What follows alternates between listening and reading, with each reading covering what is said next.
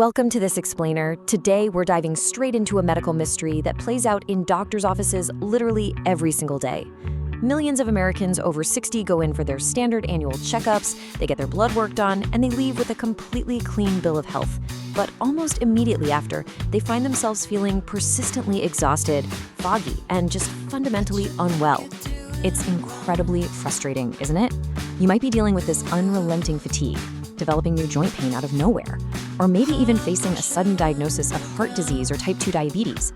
And yet your chart shows totally normal blood pressure and cholesterol scores. So why do healthy checkups miss this? How can the standard metrics look so great on paper while you feel so completely drained?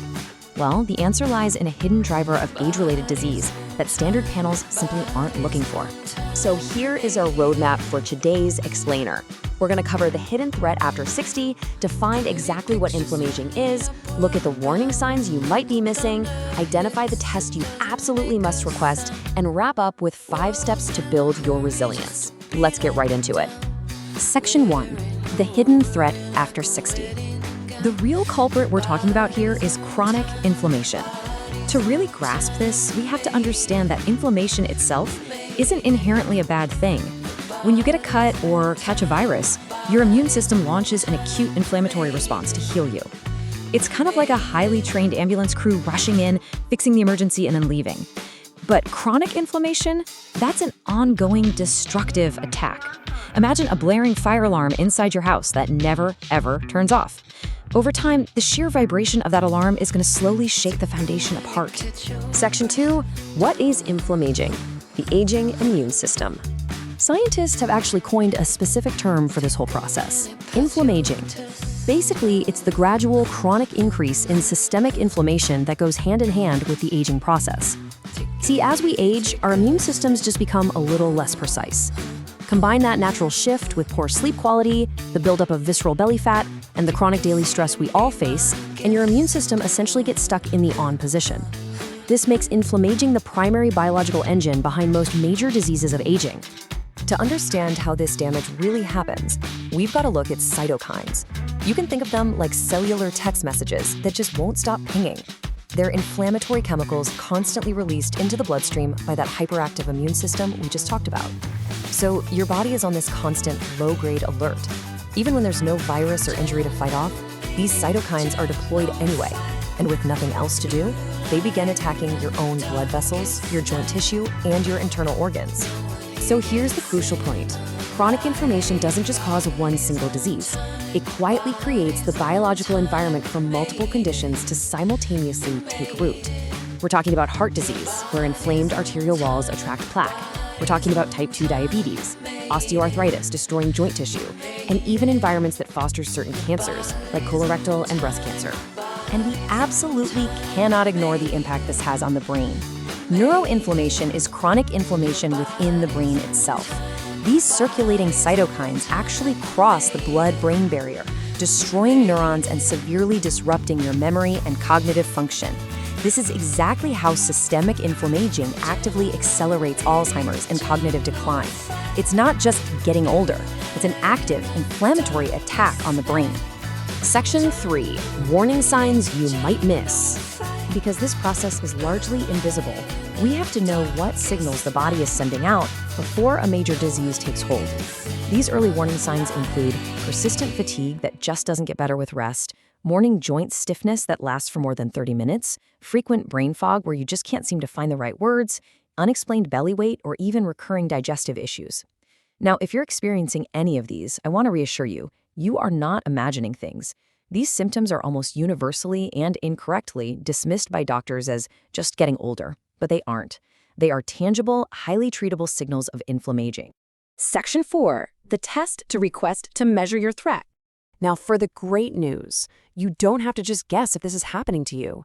You need to ask your doctor for the high-sensitivity C-reactive protein test, or hs-CRP for short. C-reactive protein is actually produced by your liver in direct response to inflammation. The higher the inflammation in your body, the higher the CRP levels in your blood. But here's the catch, and it's a big one. It is rarely, if ever, included in standard annual blood panels. You have to specifically advocate for yourself and request it.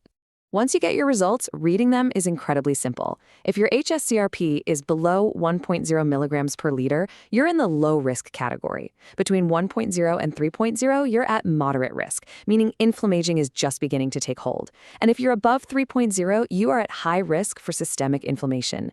Now, your doctor might also look at another marker called interleukin-6, but this simple table right here is your primary compass for understanding your inflammatory state. Section 5, Steps to Resilience, 5 Proven Methods. Okay, so we know how to measure the threat. Now let's pivot to the most exciting part, because chronic inflammation is totally manageable. Medical research has actually identified 5 scientifically proven interventions to drastically lower chronic inflammation in adults over 60, and they are adopting an anti-inflammatory diet, getting moderate exercise, prioritizing deep sleep, managing chronic stress, and utilizing targeted supplementation. Let's break these down one by one. Step 1 is the Mediterranean diet, which literally has the strongest scientific evidence out there for reducing systemic inflammation. You really want to flood your body with olive oil, fatty fish, leafy greens, and berries. But just as importantly, you need to ruthlessly cut out the fuel for the fire. That means avoiding highly processed foods, refined sugars, and industrial seed oils, because those are potent drivers of inflammation. Step 2 is moderate exercise. We're talking about just 30 minutes of brisk walking 5 days a week. I know it sounds super simple, but it consistently reduces inflammatory markers like CRP. But a quick note of caution here. Excessive, grueling, high-intensity exercise can actually increase inflammation temporarily in older adults. So consistency and moderation are definitely your best friends here. Steps 3 and 4 are absolutely critical: deep sleep and stress reduction.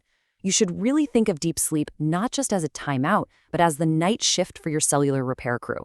If you're getting under 6 hours of sleep, your inflammation markers are going to be higher. Try keeping your bedroom cool and dark to maximize your rest. On the flip side of that, we have to manage the stress hormone, cortisol. Chronically elevated cortisol directly triggers inflammatory pathways. But simple mind-body practices like meditation, deep breathing, or even just taking a quiet walk in nature can directly lower those markers. And finally, step 5, targeted supplements. Now, these should always be taken under your doctor's guidance, of course, but the medical evidence is incredibly strong for omega-3 fatty acids from high-quality fish oil, as well as curcumin, which is the active anti-inflammatory compound found in turmeric. Also, correcting a vitamin D deficiency, which is massively common in adults over 60, is a critical, easy win for bringing your overall inflammation levels way down. I really want to leave you with this powerful quote straight from the research. The conversation about health after 60 does not have to be about managing decline. And it really doesn't. Chronic inflammation is not just an inevitable part of aging. By understanding inflammation, requesting the hs-CRP test, and implementing the lifestyle changes we just covered, you are actively building a stronger, sharper, and far more resilient body and mind.